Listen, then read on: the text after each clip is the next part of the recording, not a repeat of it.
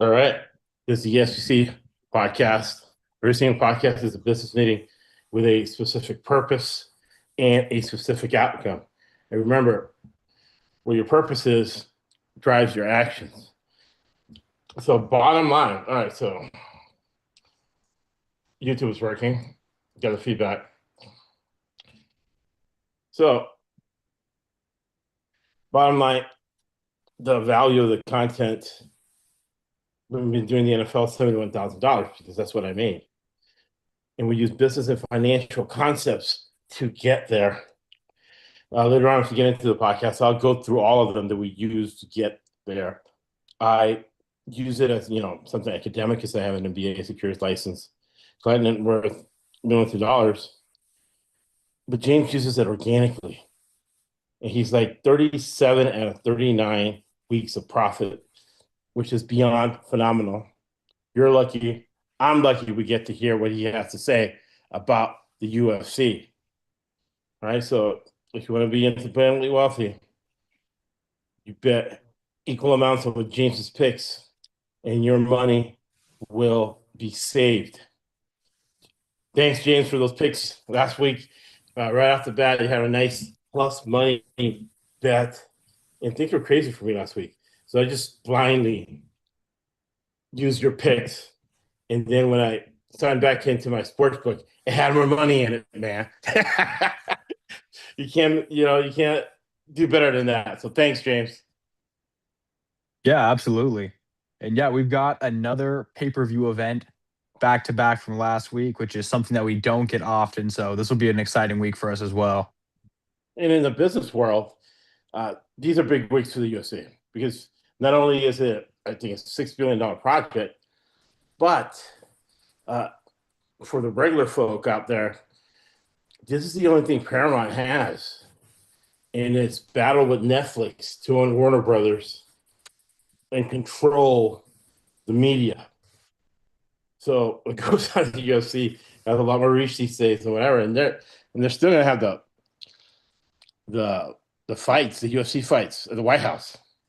Let me ask you this before you get on, James. You don't have to answer, just a dumb joke. But do you think they'll invite ICE to the UFC thing? Probably. All right, what's the first fight we're gonna look at? All right. Up first, we've got Aaron Tao versus Namsarari Badabayar. And this fight, I actually didn't see it anywhere on the sports book as I was updating the odds. So this one may have been removed. So I'll just kind of skip past this one to not waste time. But Aaron Tao did get caught cheating, trying to make weight. Ooh, When he was weighing in on the scale, they had like the cover around him so he could like take off all his clothes. And he was up on the scale flexing and pretty clearly putting his elbows on the thing. So like lifting himself up off the ground to make himself weigh in less. He weighed in at mm. 122 initially and then ended up coming in overweight. And so it does seem like they may have scrapped that fight since he tried to cheat. So we'll go Right. ahead and just skip past that. And my wife's a psychotherapist, and things we so what we do is we share information. People share information with us throughout the years. Man, I woke up and I made a lot of money on Joker in the first 2 rounds of the Australian Open, and that's because a podcast listener said you make money early in the year and in the first rounds of major tennis matches. So we share information, people share information with us. My wife being a psychotherapist, so when somebody is self-destructive like that, it's because they have deep depression. We're not a therapist, but we only use mental health to anticipate the outcome of fights and sporting events to make money. What's the next fight we're gonna look at, James? All right. Up next, we've got Sulong Rambuo versus Lawrence Liu. And both these guys are going to be products of the road to the UFC, which we've talked about on here before. It's kind of like the ultimate fighter type deal, but specifically in like the Asian-ish countries, all those Eastern countries. And when they make it to the actual UFC, they just seem to be a little bit of a cut below what current UFC level is, and they don't tend to do very well. And so they're almost just like regional guys. Like they haven't really gone through anything yet. And so it's really cool when they fight each other because there oftentimes are really good scraps. But when they face actual UFC opponents, it's a different story. But these two guys, both products of that show. And so they're actually very similar here. But the main difference that I noticed is Lou Lawrence is going to have a 6-inch reach advantage, and he seems to have a stronger grappling game. Not grappling per se, as in he doesn't really get submissions or anything like that, but he does have a higher takedown accuracy. So if things do get tough, he could at least go for some takedowns and potentially just hold his opponent down. So we are going to take the underdog here of Lawrence Liu at plus 210. Plus the 10, you gotta love it. James is great profit for us at those plus money bets. That's how you know somebody's good. What's the next one we're gonna look at, James? Yeah, up next, we've got a very similar situation. We've got Kiichiro Nakamura versus Sebastian Salazar. And this one is pretty much a very similar logic, more road to UFC from Nakamura, and Sebastian really hasn't done a whole lot either outside of the regional scene. But looking at the stats, Nakamura will have the reach advantage and a volume advantage in striking. And with them both being from road to UFC, we're going to go ahead and go with Nakamura here at plus 110. Plus 110, Nakamura. What's the next fight we're gonna look at, James? Up next, we've got Song Wook Kim versus Don Mar Fan. And what do you know? More road to UFC products. Like it seems like they're getting them all out of the way on this card. That way they can just transition them into the UFC for Right. later in the year because these guys are all essentially debuting in the UFC after competing on that show. And we're going to use pretty much the exact same logic we use on the Blast 2. We're just going to look at the stats. Whoever has the higher stats in striking and grappling and hasn't been finished yet, which would be Song Wook Kim, we're going to go with him at plus 114. Plus 114, that's a lot of plus money. So when it's a lot of plus money like that, you don't have to get them all right. Like for me in football, 52.5% is break even, 59% you can live in Vegas, 70% is elite. But James can get by at the 35, 40% level and make money because money doesn't grow on trees. Nobody just gives you money, right? Nobody gives a shit. So if you can make money watching fights, you're way ahead of things in life. What's the next one we're going to look at, James? Yeah, up next, we have got Khan Offley versus Hiza. And this one's very close. Khan actually does have a bit more UFC experience here, whereas Hiza hasn't really done anything yet to make him pop for me. Like he lost to Gabriel Santos in his debut fight at the UFC and then beat Weston Wilson. And that's all he's done. So I think we are going to go with Khan Offley here. He's also, I believe, Australian, so have the home field advantage. And he just has, I think he does have a bit better strength of schedule. And he is another underdog here at plus 180. Plus 180. That's four. It was James's record, James' proficiency, the fact that James knows what he's doing. For us, that means money, man. I get excited. Now my mind's triggered. Right? Like a dog when it's food time. But James throwing out those plus money bets, man. I love it. What's the next one we're going to look at, James? Yeah, up next, we've got Jonathan Micklef versus Obon Elliott. And this one, I do think he's really good, but his last performance was pretty worrying. But Jonathan is really inexperienced as well. He's 8-1, but he's only had, I believe it's one fight in the UFC. Yeah, he's only had one fight in the UFC that he won by decision. That fighter that he beat by decision then went on to lose his next three fights all by knockout. And so it seems like he's just very easy to take advantage of and knock out. And if Micklef wasn't able to do that and took him all the way to a decision, maybe he's not that good. So we Right. are going to go ahead and stick with Obon, who has a bit more UFC experience. Like he actually has some UFC experience. He has a couple wins in the UFC, with really only his most recent fight being his only loss in the UFC. Because I mean, yeah, he's had four fights in the UFC and won three of them. We're going to take that experience here and pick yet another underdog of Obon Elliott at plus Ooh, 110. underdogs down under. Very interesting. Now, something I know James factors in is home cook advantage. How are the Australians in the MMA? And do they have anything going on in this card? Because this card is in Australia. Yep. Yeah, there's quite a few that are going to be, we're going to have quite a few Australian fighters. And some of them, that advantage is definitely going to help them. And then some of them, it may not matter here. But this was a very odd, the odds. I swear I looked at the odds earlier in the week, and a lot of these guys were not underdogs. Like when I was updating the odds right before this, I was shocked at how many underdogs we were picking. So I did not pay attention to them. No, you got to take your shots. I in the the Australian Open. Yeah, I forgot the tennis Australian Open. The Djokovic.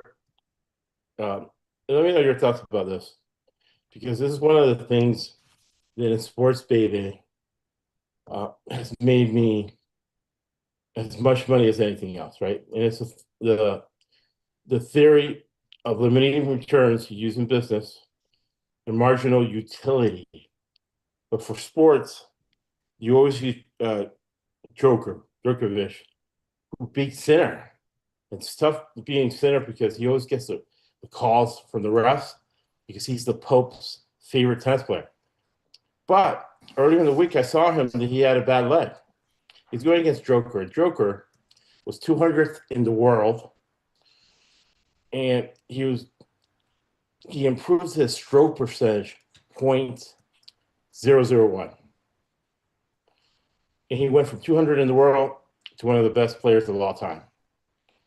And he's in shape. He's taking a lot of steroids up there in the Eastern European countries that are well at masking them because the money he makes feeds a lot of people in Serbia. And I said, you know what? With a center with a hurt leg, why not put $50 on Djokovic plus 1,000? That's what I woke up to. I'm like, oh, this is going to be a really good weekend. And now the UFC is in Australia. But what do you think about that in the UFC where you have two fighters? One might be better than the other one. But if the other one improves just a bit and the other guy has a bad night, that plus money looks good, right? Yeah, exactly. And we're going to see a lot of that, especially as we get closer to the main event. All right. What's the next fight we're going to look at, James? Yeah, up next, we've got Jacob Malkoun versus Torres Finney.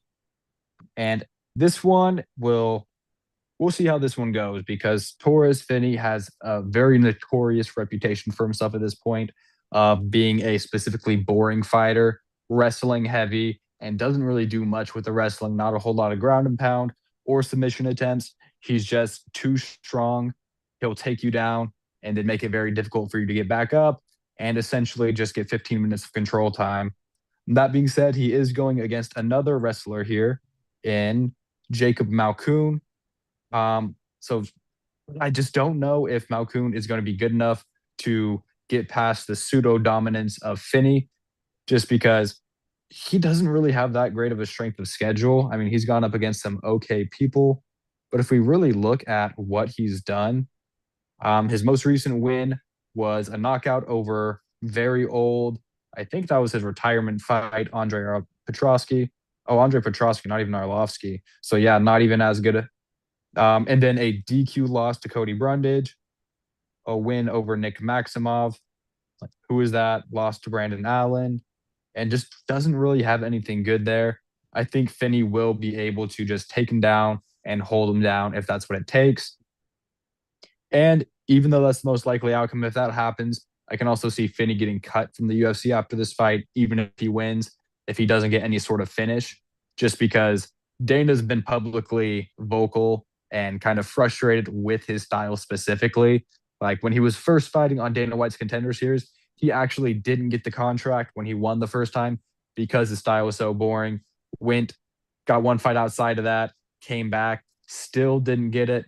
Had to, I believe it, he had to go 3 times to finally get the contract, and then had that same stinker performance in one of his UFC fights. So he's on thin ice with Dana, especially in the entertainment.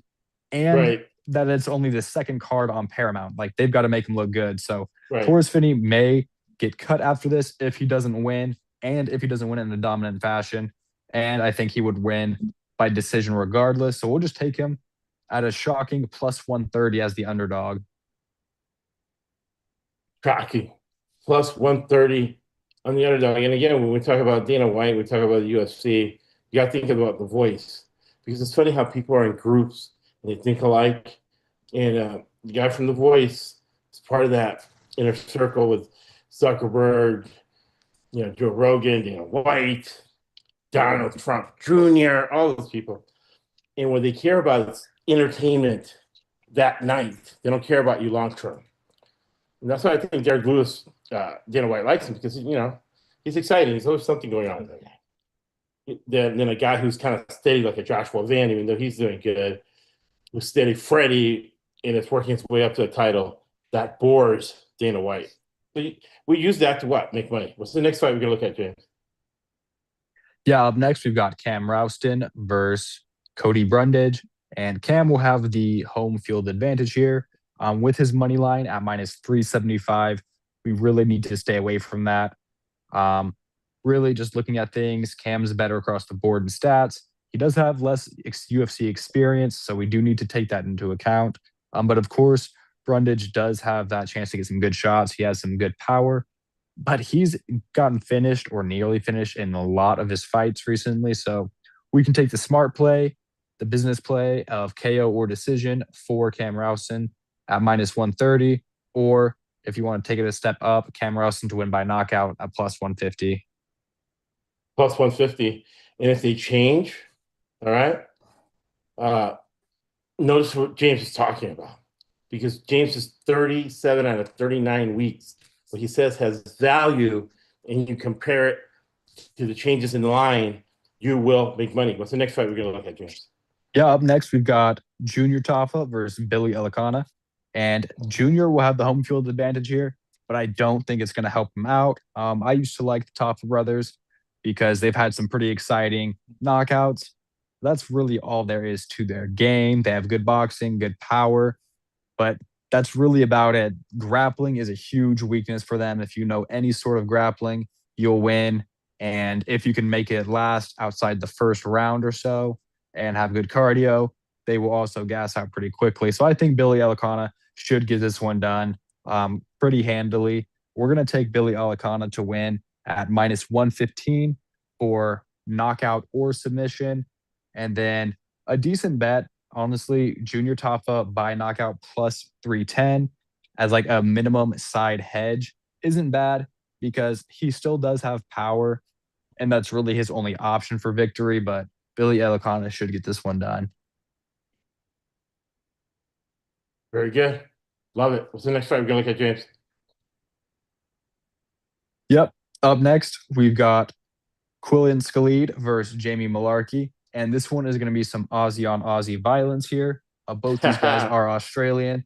And I really like Jamie Malarkey a lot. He used to be really good. And it honestly makes me sad to see him at this point in his career where he just doesn't have the same pep in his step.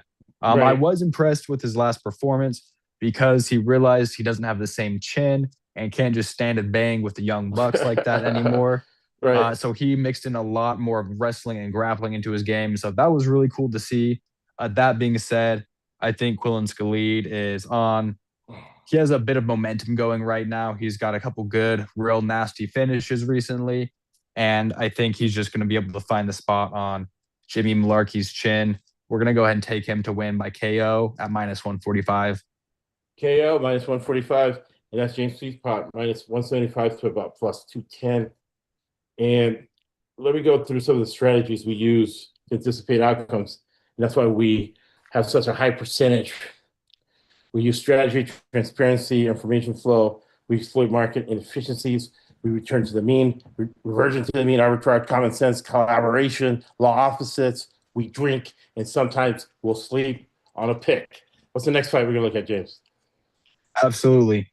Up next, we've got Tai Tuivasa versus Talishan Teixeira. And this one, I'm real excited for this one. Bam Bam is back, and I really do hope he wins. At one point, he was on a 5-fight, just crazy winning streak before he ended up going on a 5-fight losing streak. 4 of them were by finish, whereas Talison's record is 8-1. 7 of those wins were by KO, but only 1 win was in the UFC over previously mentioned Junior Tafa, who, as we just said, isn't really all that. And then his most recent fight was against Derek Lewis, which he lost and was knocked out. So We got that plus 500. Thank you, James. Yeah, definitely. And so when we look at that, even though it was an arguable stoppage, it still just goes to show that he's a bit of a can crusher. His record's padded by a bunch of guys outside of the UFC. Whereas Tai Tuivasa's record, a lot of the guys he's fought are all top level guys, especially the guys he's lost to. Like he's had some very stiff competition and he's taken some time off. Hopefully he's been working on himself seriously in that time off. We all And do. just like, Yeah. yeah, and then looking back, even just talking about Tallison losing to Derek Lewis, in Derek Lewis's last performance, he was not looking up to par, which makes that loss to Derek Lewis look even worse in hindsight. Right. Tallison Teixeira most likely will win, but I do think the best value on this fight is Tai Tuivasa to win by knockout at plus 330 because he does have the power needed. And it's more a matter of him being a crafty vet against this up and comer who's probably trying to get back from that Derek Lewis loss.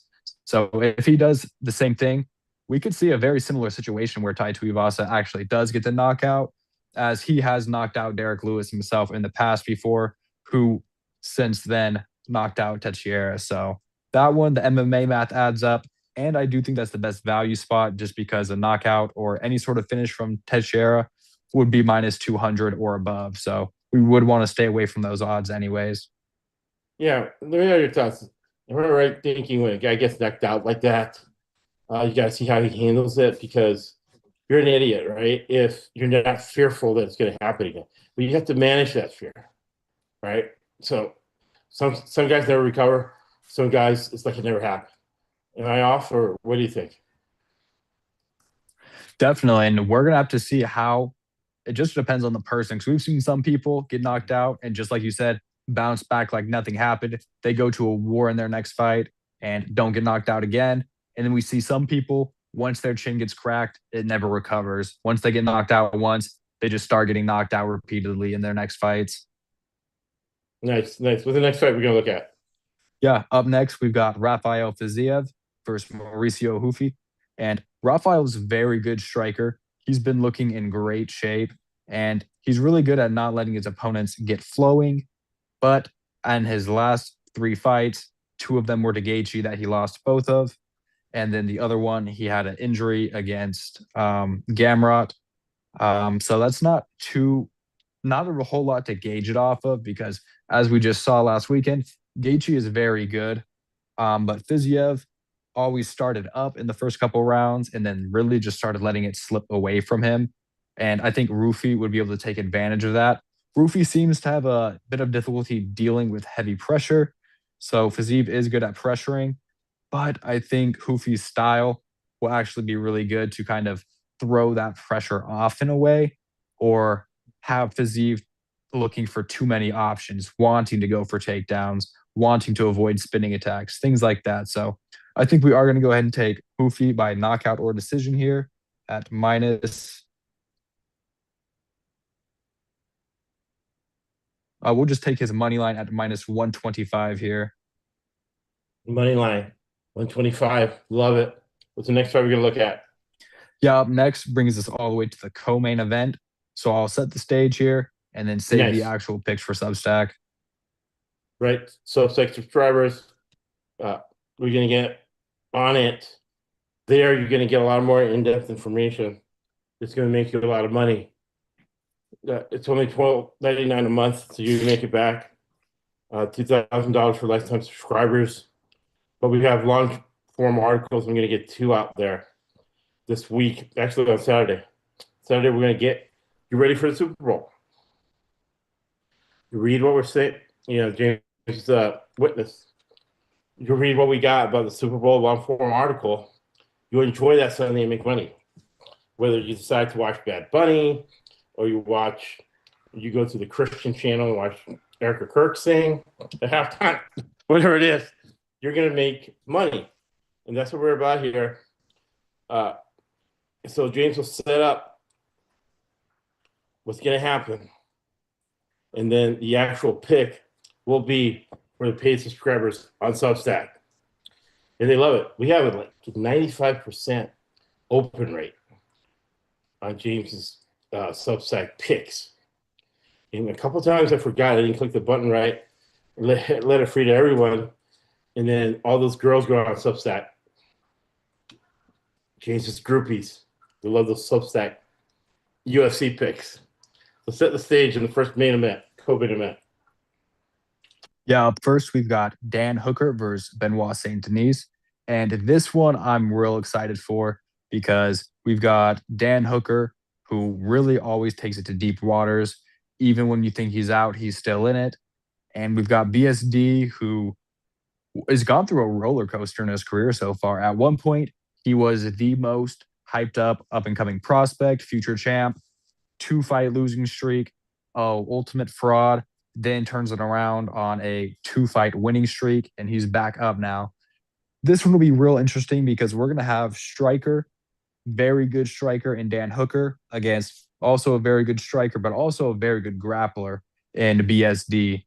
So this one is also surprising to me because it was only just a couple weeks ago that Dan Hooker was fighting Arman Sarukian, and Arman Sarukian subbed him pretty easily. It didn't seem it was that difficult for him.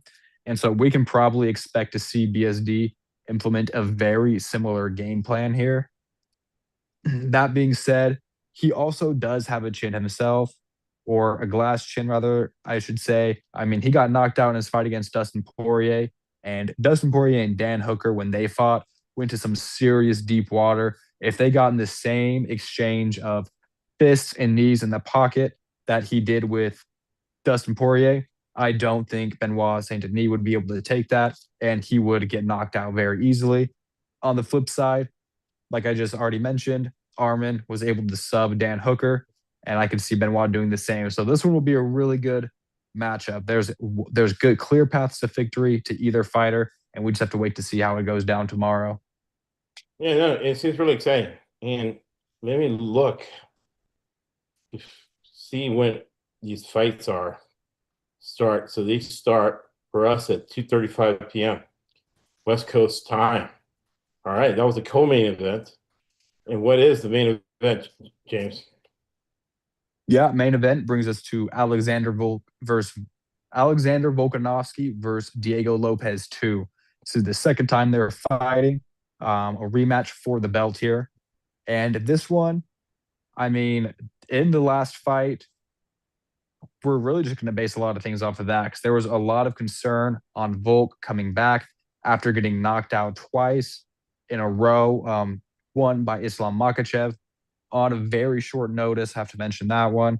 And then, of course, to Ilia Topuria. But who doesn't get knocked out by Ilia Topuria? So there was a lot of concern, especially with now that he's starting to get up there in age. 35. There was a lot of talk of that 35 curse, Right. that no one over 35 below welterweight has really been able to hold on to the belt. But he proved it wrong and was able to win the belt back in the last fight. And we're really just going to see how much Diego Lopez has improved in his last fight against Gene Silva before this fight, in preparation for this fight as well. Because exactly like you mentioned, it was a very close fight the first time. If Diego Lopez got just a little bit better and Volkanovski stayed stagnant, I do think Diego Lopez would win. So it's really just going to depend on, has Volkanovski been taking the prep seriously after realizing that he can't do things on short notice anymore and that he really needs to be extra defensive. Like, he really did seem to learn a lot and was prepared for Diego Lopez in the first one. As long as he keeps up in his preparation as well to counteract any growth Lopez may have made, he could win this one. So this one is going to be very close, back and forth. So we'll go ahead and save that pick for the Substack. Right. And it's a mentality. So James and I are like good at anticipating outcomes. And part of that is being a cynical contrarian. And then thinking, okay, how does an upset happen, right? And the fact that you don't have a cult mentality where you start believing the hype and don't think of alternate outcomes, right? This guy could get a little bit better. He's not that bad compared to that guy. As you know, people are like, "Oh, my guy's a god." Da, da. watch out, man. You'll lose your money. So good stuff. Very exciting. It made me feel a lot better last week when I saw the bankroll up after using James's picks. And they're sitting in Australia. I like the exotic look. When they come back for commercial, they're showing the beach, they're showing sunshine, stuff like that, and then they'll show people inside. So, what are your final thoughts as we look at the second week of Paramount? We're talking $1 trillion and trying to control the minds of a lot of people, or not. And UFC is part of that. What are your final thoughts, James? Yeah, definitely. I'm excited for the fights tomorrow. Real excited to see how everything shakes down. And I'm also curious to see if how many ads there's going to be on the Paramount stream tomorrow, just Right. because I had heard there was a lot of blowback and pushback from just the sheer amount that was on the first card. So I'm wondering if they heard that, took note of it, and are going to dial it back a little bit, or if they're just going to be like, whatever, we already bought the UFC, we paid 7 billion, we're running as many ads as we want, and they just continue. Well, I like your reaction to this because uh, the guy who's running it was supposed to be, Dana White and Ari Emanuel, but really they're letting David Ellison, and David Ellison has said some things publicly that's made him look like an idiot, like in the business world. When you're doing a big deal or whatever, you're dealing with a bunch of people, a bunch of big egos, you don't say stupid shit, right? Yeah, or get political or get into religious. It's like, oh yeah, my people are going to get the regulation. It's going to rub 50% of the people the wrong way. So that was a dumb move. And now I get feedback from you with the commercials, meaning that he was less than truthful when he said, hey, we're going to get UFCs, but we're not going to act hungry. We're not going to be like NASCAR, he said, and have a lot of ads. And James was like, ah. You didn't execute that. What's your reaction? Is that what you're feeling about a guy like David Ellison? Because these guys go back and forth, right? You and I, David Ellison went through the life you and I had. James would probably be dead. He's had it just a tiny bit easier than you and I. Uh-huh. You know what I mean? So, what's your thoughts on that? And is that going to be good for UFC? Do you think he'll grow, or what's going on with a super rich guy who was born rich, and his daddy's like, oh, I'm going to give you Paramount for Christmas. Yeah, and especially when you're talking about like the we're not NASCAR with the advertisement. I mean, Right. if you've seen the inside of the octagon recently, it is very much like NASCAR. There's so many logos, and sometimes some of the logos that are like strapped on around the sides of the cage are honestly distracting from the fight at times. Like I catch myself reading what's on there, and I mean, that's the goal for the advertisement. Right. They probably paid a lot to be on there, and it's getting a bunch of eyeballs on it, so good for them, but it does detract from the sport itself. Right. And one tiny thing too. Uh, in between rounds, it felt more like WWE a little bit, with stupid skits and stuff like that. And maybe because it was the first night, they come back and they're showing UFC superstars that I could care less about if they're not in the octagon. It's like, okay, if he was fighting tonight, great.